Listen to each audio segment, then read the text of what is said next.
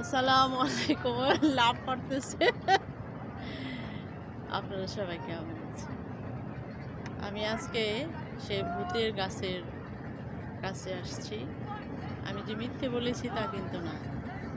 আমি সেই ছোটোবেলা থেকে শুনে আসছি এই গাছটা আর কোনো একটা অলৌকিক শক্তি আছে। তার কারণে অলৌকিক শক্তিটা হচ্ছে কি সেটা আপনাদের আমি বলছি। এটা আমরা ছোটবেলা থেকে শুনছি এবং আমার জন্মের আগে যেমন আমার নানু ছিল, আমার নানা ছিল, তারাও নাকি তাদের নানা দাদির কাছে শুনছি। এই গাছটার বয়স 100-এর উপরে হবে। এইখানে তো অনেক পানি হয়। যত পানি হোক না কেন এই গাছটা কখনোই ডুববে না। কিভাবে জানেন? সেটা জেগে থাকবে। আমাদের এইখানে 1996 সালে নাকি অনেক ঘূর্ণিঝড় হয়েছিল বাসাইল থানায়, মিরিপুর মানে ইউনিয়ন। মিরিপুর কি আলাদা একটা ইউনিয়ন? হ্যাঁ, আচ্ছা, মিরিপুরে মানে বাসাইল থানার মধ্যে। আচ্ছা, বাসাইল ইউনিয়নের একটা ওয়ার্ড। এইখানে মানে ভয়াবহ একটা ঘূর্ণিঝড় হয়েছিল। সে সময় ঘর বাড়ি কোনো কিচ্ছু ছিল না।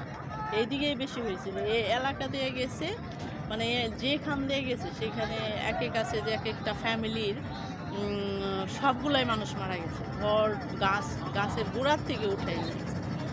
তখনও এই গাছের কিচ্ছু হয়নি। এই গাছটা এভাবে আছে। এই যে দেখেন এই গাছে, এর জন্য এই যে বর্ষার সময়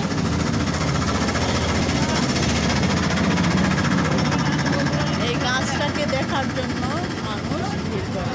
দেখেন এই যে এই গাছটা যত পানি হোক এই গাছটা জেগে থাকে। এটা কখনো ডুববে না।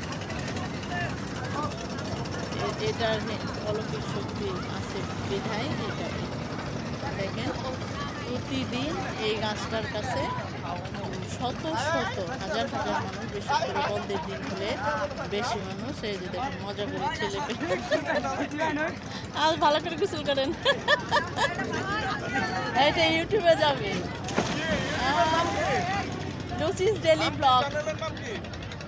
বাহ, এই যে দেখেন এরা সবাই গাছে অলৌকিক শক্তি যে গাছটা আছে, আসলে এই যে সবাই ছুটির দিন হলে আসে, এমনিতেও সবাই এই গাছের মধ্যে যে গোসল করে। হ্যাঁ, এই একটু ওইদিকে ঘুরেন। এই যে দেখেন এই গাছটাকে একটু শোয়ার জন্য, একটু গাছের থেকে উঠার জন্য সবাই একদম মরিয়া হয়ে আসে। শুক্রবারে তো এখানে আসাই যায় না, এত মাইকের শব্দ থাকে। ওই যে দেখেন ছেলেপেলে, মহিলারা তো আর এখানে এমনিতেই নৌকাতে ঘুরে, যেমন আমরা মহিলা আমরা তো আর গাছে উঠতে পারি না বা পানিতে নামতে পারি না। তারপরেও যারা শখ করে গাছে উঠে, আর গাছটাও এত সুন্দর যে উঠা কোনো ব্যাপারই না। এই যে ছেলেপেলে এখানে আসে, এই গাছের মধ্যে একটু উঠবে, গাছের থেকে লাফ দিয়ে গোসল করবে। এইটাই হচ্ছে আনন্দ। ভাইয়ের নাম কি? দাদার নাম কি? হ্যাঁ, মেঘনাল। এই যে মেঘনাল দাদার নৌকায় আমরা উঠে তারপরে ঘুরতেছি। আপনারা বাসুলিয়া আসলে এই যে মেঘনাল দাদার নৌকায় উঠে তারপরে ঘুরবেন, খুব সুন্দর। সে দেখেন একটা ছেলে সে গাছের উঁচুতে উঠে আছে, ওখান থেকে লাফ দিবে। কত মানুষ!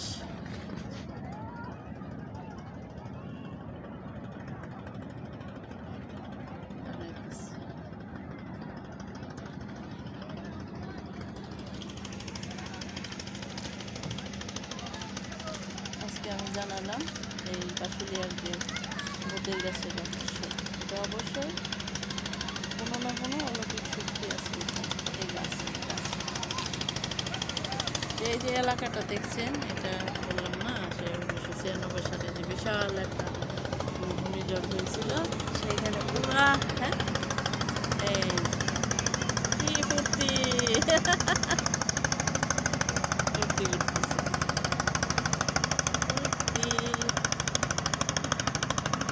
ওই লোকটারও মনে হয় একটা চ্যানেল আছে, আমার মনে হয় চেনা চেনা লাগতেছে, ইউটিউবে দেখছি।